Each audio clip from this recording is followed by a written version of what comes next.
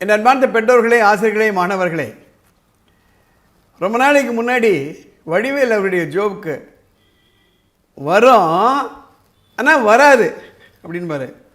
அதே மாதிரி இந்த எபிசோடில் முடியும் ஆனால் முடியாது, முடியாது ஆனால் முடியும் அப்படின்னு பேச போகிறேன். என்னடா இது புதிராக இருக்குது அப்படின்னு நினைப்பீங்க இல்லையா?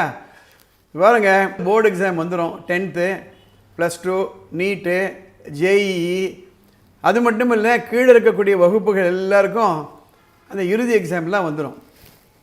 இப்போது மார்க் வாங்கலை எந்த குழந்தையும் அப்படின்னா அதுக்கு காரணம் என்ன நம்ம புரிஞ்சுக்கணும்.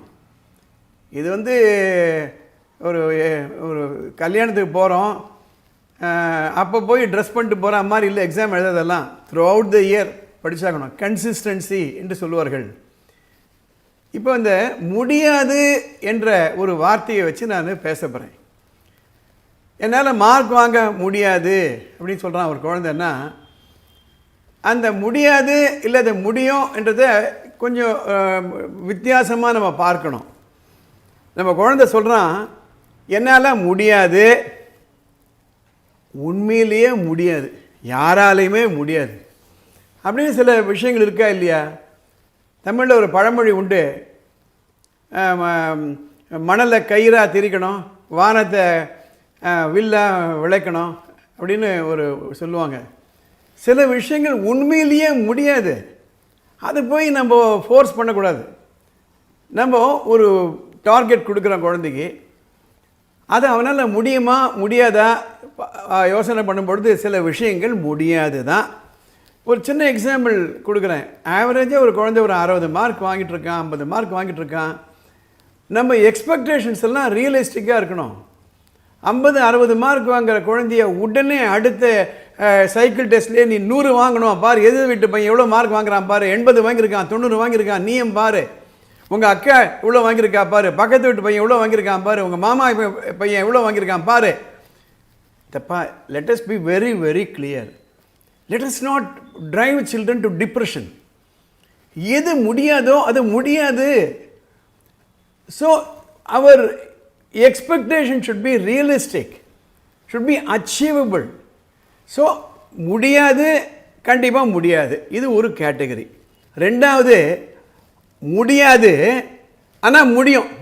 சரியா புரிஞ்சுக்கோங்க, முடியாது அப்படின்னு நினைக்கிறான் குழந்தை, ஆனால் முடியும். அதாவது எனக்கு கணக்கு பாடத்தில் மார்க் வாங்க முடியாது அப்படின்னு நினச்சிட்ருக்காரு, ஆனால் முடியும். என்ன வித்தியாசம்? மற்ற பாடங்களை படிக்கிற மாதிரி கணக்கு பாடத்தை படிக்க முடியாது, இதை போட்டு பார்க்கணும். இந்த இடத்துல தான் ஒரு லிமிட்டிங் பிலீஃப் என்ற ஒரு கான்செப்ட், அதாவது நம்மளை தடை செய்யக்கூடிய சில நம்பிக்கைகள், எனக்கு கணக்கு வராது அப்படின்னு மனசில் நினச்சிட்டாரானா அந்த பிலீஃப், அந்த நம்பிக்கையை நம்ம தகர்க்காமல் அந்த கணக்கில் மார்க் வாங்க வைக்க முடியாது. சில குழந்தைகள்லாம் 10th வரும்பொழுது சிபிஎஸ்சி எஸ்பெஷலி அந்த கணக்குலேயே 2 விதமான கேட்டகரி இருக்குது. அது கணக்கு ரொம்ப டைல்யூட்டட் கணக்கு, அந்த கணக்கு பாடத்தை எடுத்துக்கிறேன், இல்லை கணக்கை அவாய்ட் பண்ணிடுறேன், இல்லை +1 +2 கணக்கே வேண்டாம். அது சரியாக ஆகாது. ஏன்னா பின்னால் எப்படி இருந்தாலும் கணக்கு இல்லாமல் எக்கனாமிக்ஸ் கிடையாது, கணக்கு இல்லாமல் ஸ்டாட்டிஸ்டிக்ஸ் கிடையாது, கணக்கு இல்லாமல் மெடிக்கல் கிடையாது, கணக்கு இல்லாமல் இன்ஜினியரிங் கிடையாது, கணக்கு இல்லாமல் சார்ட்டர்ட் அக்கௌண்டன்சி கிடையாது, ஒன்றுமே கிடையாது. ஸோ ரெண்டாவது கேட்டகரி, குழந்தை நினைக்கிறாரு முடியாது, ஆனால் முடியும், நம்ம உட்காந்து ப்ரூவ் பண்ணி காமிக்கணும். அப்போ எஃபர்ட் போடுறது சரியில்லையா, நம்பர் ஆஃப் ஹவர்ஸ் படிக்கிறது சரியில்லையா, அல்லது கவன சிதறல் இருக்கிறதா, நண்பர்கள் சரியில்லையா, இல்லை அதிகமாக சோம்பராக இருக்காரா, அது ரெண்டாவது கேட்டகரி. மூணாவது கேட்டகரி, முடியும்னு நினைக்கிறாரு ஆனால் முடியாது.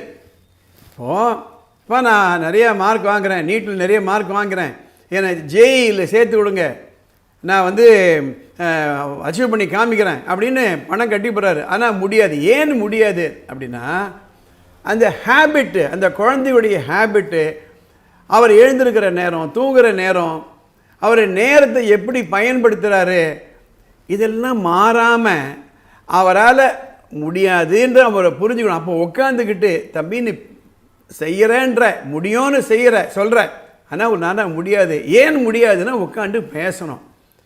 இதை சரியாக நீங்கள் புரிஞ்சுக்கணும். இந்த தத்துவங்களை சரியாக புரிஞ்சுக்கணும். ஸோ முடியும்னு சொல்கிறாரு, எனக்கு கொண்டு போய் ஃபீஸை கட்டு, நான் வந்து இன்டகிரேட்டட் ப்ரோக்ராமில் சேர்றேன், நான் ஐஐடியில் சேர்றேன், நான் நீட்டில் இவ்வளோ மார்க் வாங்குகிறேன். ஆசை மாத்திரம் இருக்குது, ஆனால் அதுக்கு தகுந்த மாதிரி சப்போர்ட் பண்ணுற அளவிற்கு he does not work, his habits are a problem. That is the third category. Fourth category ரொம்ப ரொம்ப முக்கியம். அவரால் முடியும், ஆனால் அதுக்கு தகுந்த மாதிரி எஃபர்ட் எடுப்பது கிடையாது. he can but he does not அப்படி சொல்லுவாங்க. he can but he does not. அதாவது நான் இதுவும் அது முன்னால் சொன்னதும் இரண்டும் தொடர்புடையது. இதில் என்ன வித்தியாசம்னா, அவரால் முடியும் but it does not want to change. அந்த இடத்துல தான் அவருக்கு நம்ம ஊக்கம் கொடுக்கணும், மோட்டிவேஷன் கொடுக்கணும். we have to sit and talk to him.